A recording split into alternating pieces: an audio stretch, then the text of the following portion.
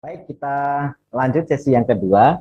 Bismillahirrahmanirrahim. Kita lihat presentasi untuk yang kedua ini, kita akan membahas tentang komponen yang bisa kita gunakan untuk intervention kesehatan kita. Karena intervensi tadi yang kita jelaskan di awal itu adalah intervensi yang sifatnya lifestyle. Selain intervensi lifestyle itu ada dua intervensi yang lainnya untuk membuat tubuh kita itu sehat. Yakni intervensi yang pertama tadi lifestyle sudah kita bahas, menyehatkan dengan tanpa macam-macam ya dari tubuh kita sendiri. Kemudian yang kedua, intervensi herbal atau obat. Nah, cuma untuk kali ini kita tidak membahas obat, tetapi membahas tentang herbal. Ya, jalan ikhtiar sehat, ya tadi sudah saya jelaskan di muka bahwasanya kita bisa mengintervensi lifestyle kita, karena memang kita ini sakit juga karena lifestyle. Maka pengobatannya juga kita kembalikan lifestyle kita itu ke yang fitrah. Ya, fitrahnya bagaimana kita kembalikan lagi. Kalau kurang tidur ya perbaiki tidur. Kalau kelebihan sesuatu kita kurangi sesuatu. Kalau kurang sesuatu kita tambahkan sesuatu. Ini lifestyle. Kemudian intervensi herbal atau obat. Nah, intervensi herbal ini bisa komponen-komponen herbal itu apa? Nanti kita akan gali. Kemudian alasannya mengapa pakai itu kita juga akan gali. Kemudian intervensi alat, ini beberapa penyakit itu hanya bisa diintervensi dengan alat. Contoh misalnya yang mungkin bapak-bapak ibu juga sudah pakai sekarang ini kacamata misalnya. Itu sebagian memang dengan lifestyle bisa tertolong juga, walaupun jangkanya adalah panjang, asalkan tahu caranya, tapi tentu saja tidak bisa cepat. Tapi kalau pakai alat, kacamata langsung dipakai, itu langsung bisa dikoreksi keluhannya. Atau kalau yang sudah terlanjur, misalnya gagal ginjal, akhirnya ada intervensi yang namanya alat hemodialisa. Itu alat cuci darah. Nah, itu mau tidak mau karena memang sudah sampai pada level itu, di mana kelalaian menjaga kesehatan itu akhirnya menemui titik di mana ginjalnya itu harus dibantu dengan alat. Gitu ya. Itu tiga hal inilah yang jalan ikhtiar sehat yang bisa kita lakukan. Nah, dalam hal pemilihan, tentu saja tadi pemilihan intervensi herbal atau obat tadi, kita harus memilih suplemen makanan atau minuman yang tentu saja memiliki alasan yang baik. Pertama, kemanfaatannya tentu saja menyeluruh, tidak hanya satu organ saja. Gitu ya, satu organ saja itu kadang-kadang satu organ jadi baik, tapi organ lain jadi tidak baik. Nah, itu kita harus teliti secara utuh. Contoh misalnya, kemarin ada saya ditanya manfaat ubi jalar. Ya, katanya bisa untuk ini, untuk ini, dan lain sebagainya. Tapi ternyata kandungan kalori ubi jalar itu dalam 100 gramnya, itu setidaknya mengandung 30-an gram karbohidrat atau gula yang akan menaikkan kadar gula darah seseorang, sehingga ini tidak bisa dipakai untuk orang-orang yang diabetes. Artinya dikonsumsi mungkin untuk penyakit lain, oke. Tapi efek sampingnya ternyata diabetesnya nanti akan jadi tambah parah. Nah, ini kita tidak akan memilih yang seperti itu. Kita memilih yang ketika dikonsumsi, perbaikannya itu adalah menyeluruh, tidak hanya parsial. Nah, ini penting. Yang kedua, memiliki reputasi melewati waktu atau zaman. Nah, kenapa memilih habatus sauda? Karena habatus sauda itu di zaman apapun ceritanya, itu semua memiliki catatan yang baik. Kita tahunya kalau sebagai umat Islam, tahu dari sabda Rasulullah SAW. Dan itu penting. Karena kalau ketika beliau bersabda itu tentu saja sabda beliau berdasarkan wahyu.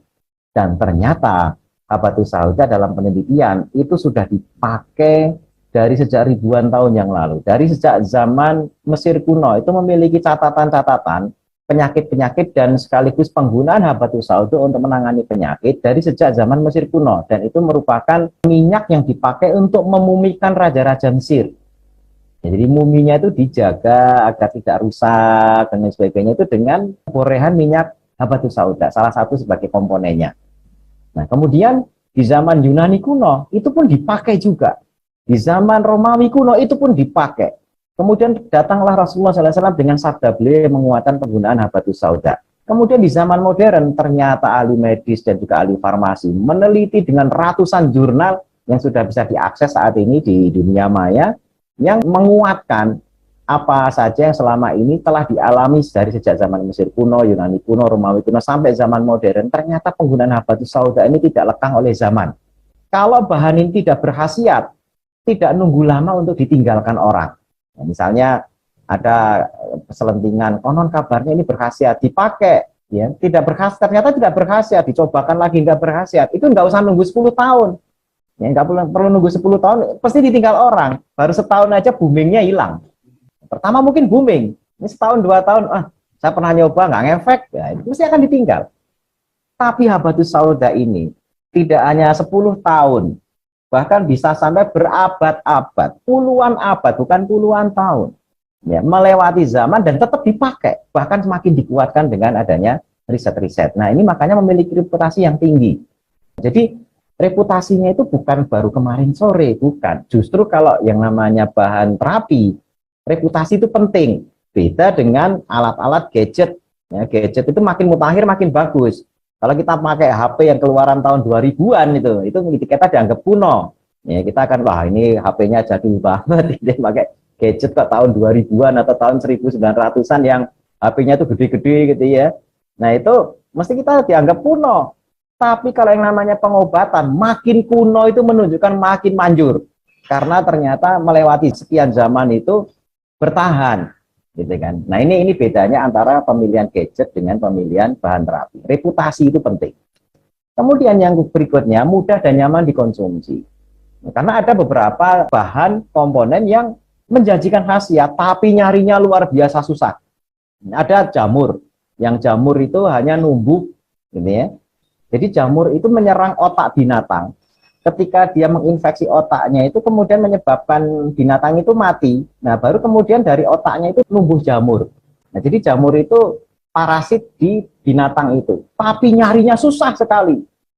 Ya, nyarinya susah sekali. Ya bisa, tapi nyarinya susah sekali. Ini tentu saja ya tidak mudah untuk nyarinya gitu ya.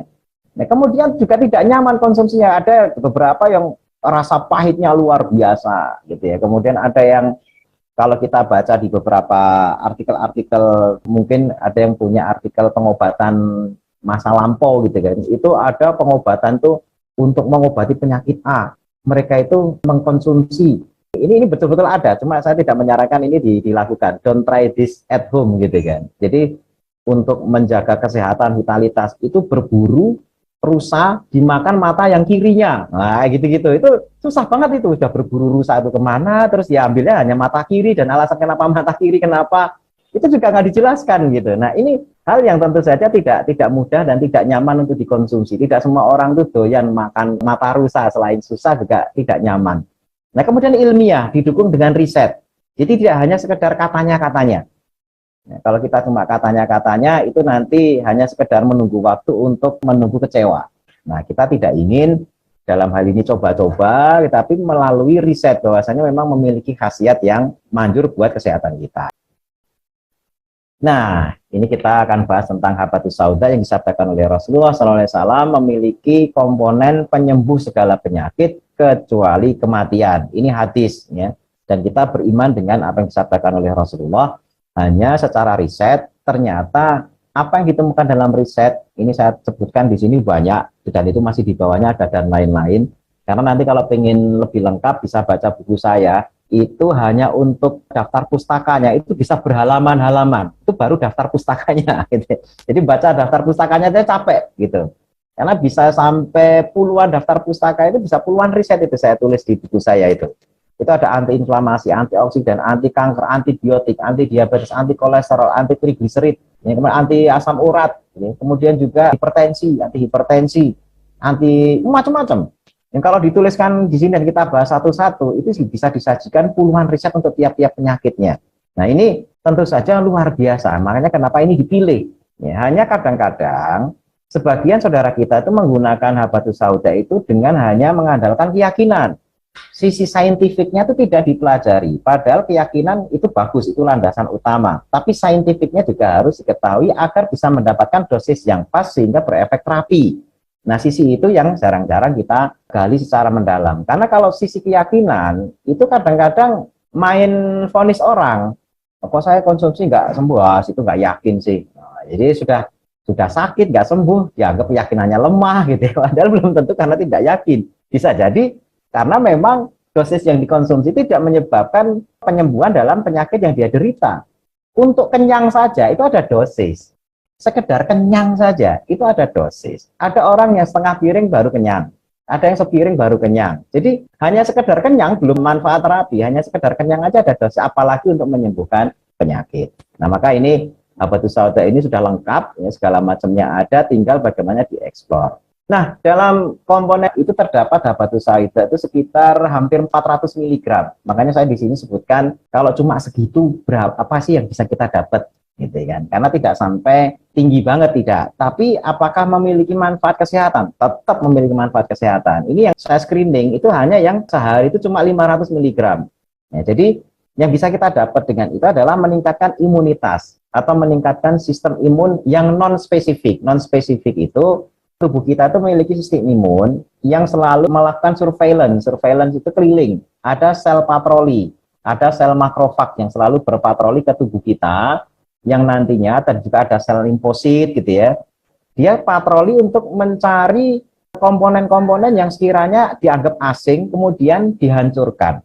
Ya, ini akan meningkatkan sistem imun itu. Jadi sistem imun yang non-spesifik. Kalau vaksinasi itu sistem imun yang spesifik. Kalau yang imunitas yang dibangun oleh habatus sauda ini adalah yang non-spesifik. Non-spesifik itu tidak pandang apakah COVID, apakah herpes, apakah HIV atau apa, pokoknya yang namanya virus disikat semuanya. Itu non-spesifik.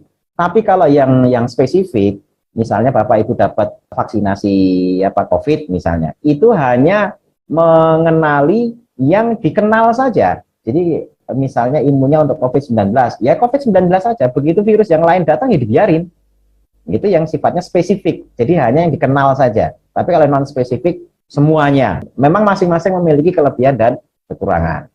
Nah kemudian, habatus sauda yang cuma 500 mg sehari ini pernah diteliti di Pakistan, itu bisa menekan kecanduan narkoba. Jadi kalau ada barangkali tetangga atau apa yang ada sako menggunakan narkoba dan sebagainya, itu bisa diredakan sakonya itu dengan mengkonsumsi habatus sauda 500 mg. Kemudian memperbaiki kondisi penderita asma dengan cara konsumsi rutin. Karena habatus sauda itu ada omega 3 dan omega 6 yang kalau itu konsumsi rutin itu akan menurunkan sensitivitas alergi yang biasa terdapat pada penderita asma. Asma itu kan harus ada yang merangsang, ya misalnya debu atau bulu binatang atau yang lainnya yang dengan ketika terhirup itu kemudian dia merasakan ada dianggap sebagai inflamasi terus terjadi asma. Nah, pada orang yang konsumsi rutin habatus sauda, tingkat sensitivitasnya itu akan menurun. Jadi walaupun kena debu yang biasanya orang kemudian terjadi asma itu akan dia lebih tahan. Nah, ini beberapa riset menyatakan seperti itu. Bahkan bisa digunakan untuk asma yang sifatnya akut. Pas serangan, hanya kalau untuk itu harus pakai minyak. Ya, dengan cara dihirup. Tapi kalau untuk ini yang dosisnya sekitar 500 mg sehari itu memperbaiki kondisi penderita asma agar tidak gampang kambuh. Kemudian menangkal radikal bebas. Radikal bebas itu selalu didengung-dengungkan, ya. Ini untuk menangkal radikal bebas karena ini mengandung antioksidan. Sebenarnya apa sih gitu ya? Radikal bebas itu dan antioksidan itu. Jadi radikal bebas itu adalah produk yang ada di sekitar alam kita ini, yang kita ada sekitar lingkungan kita. Baik itu sinar matahari, asap kendaraan, asap rokok, kemudian juga polusi dari makanan, minuman, bahan pengawet, dan lain sebagainya, yang nantinya ketika masuk ke dalam tubuh kita atau terpapar ke tubuh kita, itu akan mencuri elektron di tiap sel. Nah, elektron di tiap sel itu ketika tercuri, otomatis selnya tidak imbang.